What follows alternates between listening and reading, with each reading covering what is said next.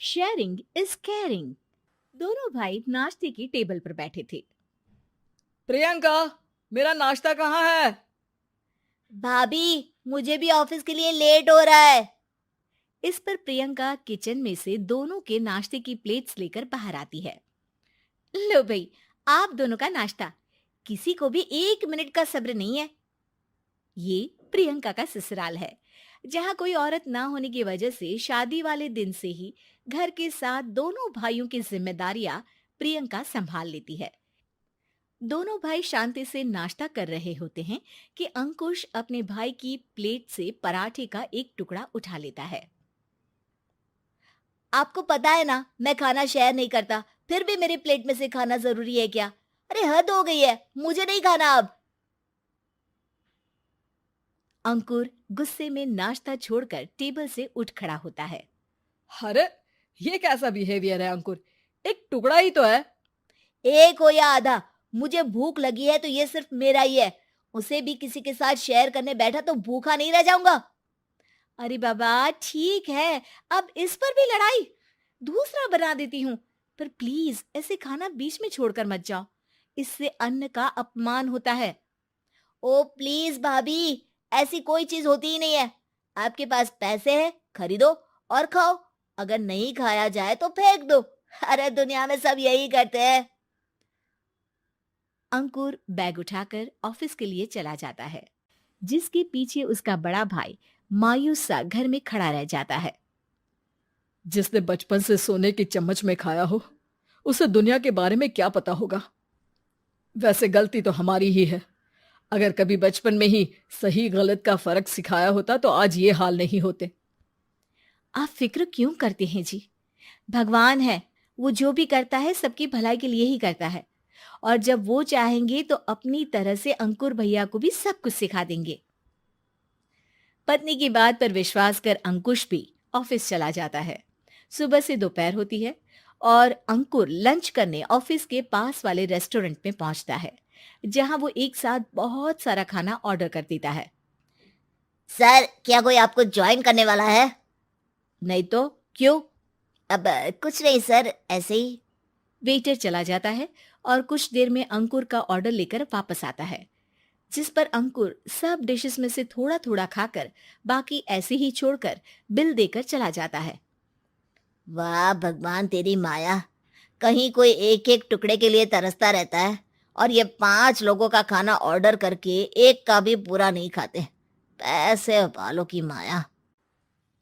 Waiter table साफ कर बचा हुआ सारा खाना लेकर रेस्टोरेंट के पीछे घूम रहे बच्चों के पास पहुंच जाता है, जिसे देख बच्चों के चेहरे खिल उठते हैं। वाह, आज इतना सारा खाना आया। थैंक यू भैया। भगवान आपको खाने की फैक्ट्री बना दे। अगर ये फैक्ट्री मेरी होती तो तुम लोगों को कभी किसी का झूठा बचा हुआ खाना नहीं खाना पड़ता। चलो तुम लोग खाओ, पर ध्यान रखो किसी को पता ना चले, नहीं तो मेरी नौकरी चली जाएगी। इसी के साथ दिन बीतता है और रात को दोनों भाई एक साथ घर पहुंचते हैं। कुछ देर में सब डिनर करने बैठते हैं, जहां अंकुश अंकुर को समझाने की कोशिश करता है। अंकुर, अगर हमें लाइफ में सब कुछ मिला है, इसका ये मतलब नहीं कि तुम उसका गलत फायदा उठाओ, बल्कि तुम्हें उसकी मदद से दूसरों को भी मदद करनी चाहिए। भैया, जिनके पास नहीं है उनकी वजह मैं तो नहीं ना। और ऐसे बहुत लोग हैं जिनके पास सब कुछ है। इसलिए अगर मैं एक इंसान कुछ नहीं करूंगा तो कोई फर्क नहीं पड़ने वाला। तुम्हारे भैया बस एक चीज समझाना चाहते हैं कि जिस चीज की हमारे पास कमी नहीं है, उसे बर्बाद करने से अच्छा है कि लोगों के साथ शेयर करें। इससे हम सिर्फ सामान नहीं, खुशियां भी बांटते हैं, और इसमें तुम्हारा ज्यादा कुछ तो जाएगा नहीं। भैया भाभी की बात सुन अंकुर कुछ बोले बिना उठकर चला जाता है। इसी तरह दिन बीतते रहते हैं, जिसमें अंकुश और प्रियंका कोशिश तो बहुत करते हैं, पर अंकुर पर किसी भी चीज का कोई असर नहीं पड़ता। एक दोपहर अंकुर सैंडविच खाते हुए सड़क के किनारे चल रहा होता है। तभी उसकी नजर आइसक्रीम वाले पर पड़ती है और वो सैंडविच सड़क किनारे फेंक आइसक्रीम खरीदने पहुंच जाता है। अब इसे कहते हैं जिंदगी का सुख। जैसे ही अंकुर आइसक्रीम लेकर पीछे मुड़ता है, तो एक आदमी को सड़क से वही सैंडविच उठाते हुए देखता है।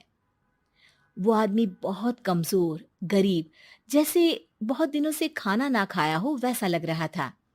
अंकुर उसके पास जाकर खड़ा हो जाता है। उसे देखकर आदमी सैंडविच अंकुर की तरफ कर देता है।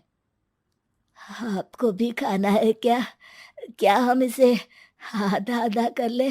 मुझे बहुत भूख लगी है। वो मेरा ही झूठा सैंडविच है। तुम दूसरा खरीद कर क्यों नहीं खा लेते? इसे क्यों खा रहे हो?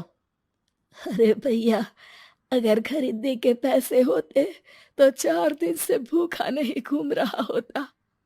हैं? क्या? तुमने 4 दिन से कुछ नहीं खाया? फिर भी इस आधे सैंडविच को मेरे साथ बांटने के लिए तैयार हो गए? क्यों? अरे भैया, पैसा नहीं है तो क्या हुआ, इंसानियत आज भी उतनी महंगी नहीं हुई, और ना ही उस पर अमीर गरीब का टैग लगा है जो हम उसे रख ना सके। पर अफसोस, आजकल लोगों के अंदर पोषण, खून या विटामिन से ज्यादा इंसानियत की कमी होने लगी है। आदमी की बातों से अंकुर को समझ में आ जाता है कि वो आज तक कितना गलत काम करता आ रहा था। इसके बाद से वो अपनी किसी के साथ शेयर नहीं करने और खाने को बर्बाद करने वाली आदत को छोड़ देता है।